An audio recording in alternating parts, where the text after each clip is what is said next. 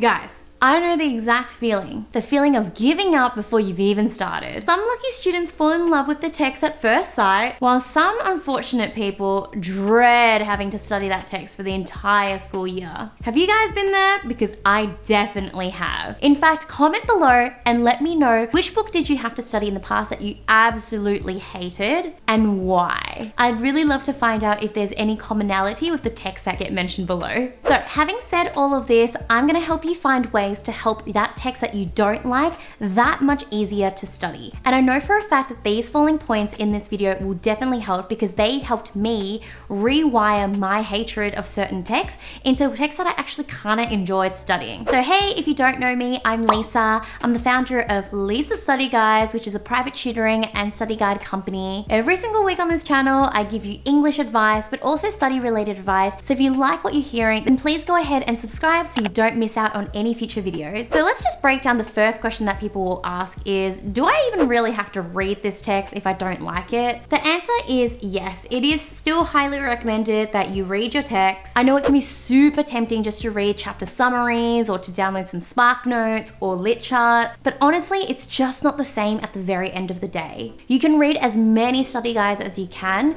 but it's never going to be quite the same as actually consuming that content directly. For example, have you guys ever not wanted to watch a film, but you wanted to go ahead and actually read the Wikipedia for it, but then when you go to read the plot, it actually still doesn't really quite make sense because you haven't actually watched it yourself. That's how it is when it comes to text. So let me give you some real talk. In terms of how many times you actually need to read your text, what I recommend is for you to read it 3 times. Now, I know in your mind that this is 3 times way too many, but let me break down to you exactly why you need each one of the 3. The first read is really just for you to take your time and get to familiarize yourself with the material. This is just when you get to know the plot, the characters, and basically the events that happen in the text. This is something that you should do in your own time, whether that be before school starts or whether before you actually start it in class. Now, the second time you read it, and this is one that you're probably going to be happy with, is going to be a second reading in class as you're learning the text with your teacher. So since your teacher will probably go over the text in a lot more detail, talking about the themes, maybe talking about the author's intention, perhaps talking about meta language, this is a really great opportunity for you to read that text a second time, because not only are you reading the text, but you're also getting new information from your teaching about it, and that way you're able to create a new interpretation of that text,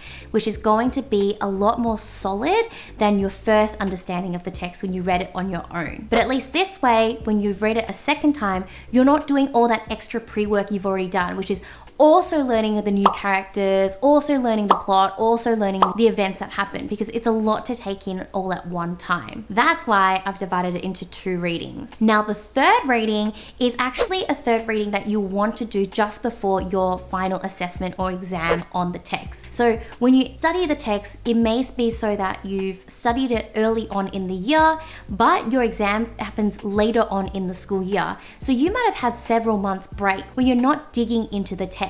And so over that time, you really do just start to forget things. And so that third reading is to really just to help you revise the things you've learned from readings 1 and 2. And then the third reading is to really solidify your knowledge and to advance that knowledge. So looking for new pieces of evidence that maybe your teacher hasn't discussed in schools to help yourself stand out from other students, that type of thing. Now, I know I said that you shouldn't rely solely on study guides, but you can definitely use study guides to help inform you of your own interpretation of the text, especially if it's a challenging one.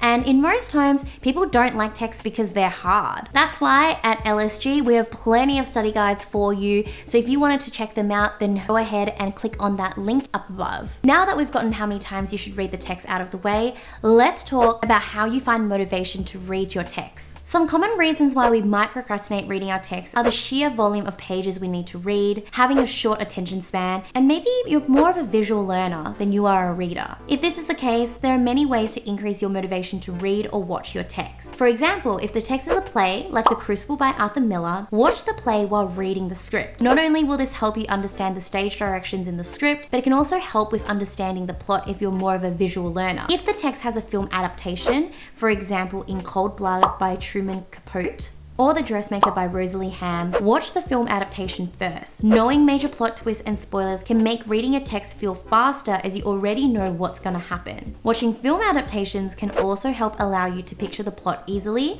and help immerse yourself into the setting and world of the text. But just as a tip, make sure you take care while doing this, as you're only analyzing the text you've been allocated, not the adaptations. If the text is a film, like Rear Window by Alfred Hitchcock, try to find a trailer of the film or find short clips from the film rather than watching the entire movie in one sitting. Watching these cuts and suspenseful scenes may spark your curiosity, which is likely to increase your interest towards wanting to watch the movie. Scheduling a movie night with friends and family is also a great way to make watching the film more fun. If the text is a collection of poems, like William Wordsworth poems, listen to the poem while reading the poem.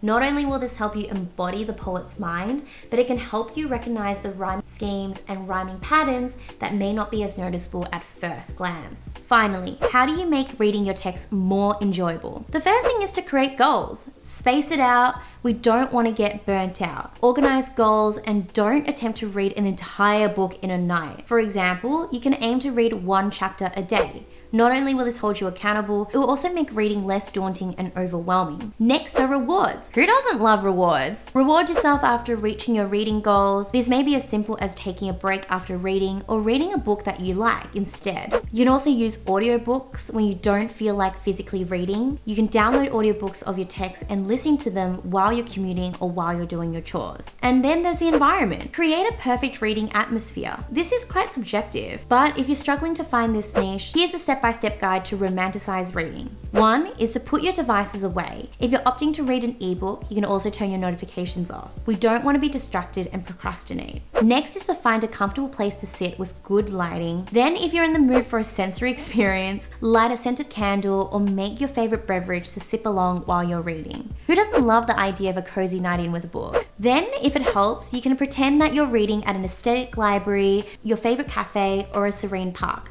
The options are endless. And you can actually just go out to those physical settings and read your book as well. Studying a text that you don't like isn't easy, and all of my tutors know about this as well because we've all experienced it too. So that's why, as a final idea, potentially working with a tutor can be a really great idea to help actually bounce ideas off with somebody and to have somebody else's perspective, which may help to influence you see things from a new light. Not only will you have in-depth discussions with your tutors, but you can get their unique perspective on it. By having a tutor who knows your text inside out, they can actually help you enjoy the learning process a lot more, especially if it's a text that they already really like. That enthusiasm and energy may rub off on you too. If you're interested in getting private tutoring with us, then sign up here in the link above. We've been able to turn English from a subject that students have absolutely hated into subjects that are their favorite because they become so good at it. And I would love that for you too. If you've enjoyed this video and the tips I've given you,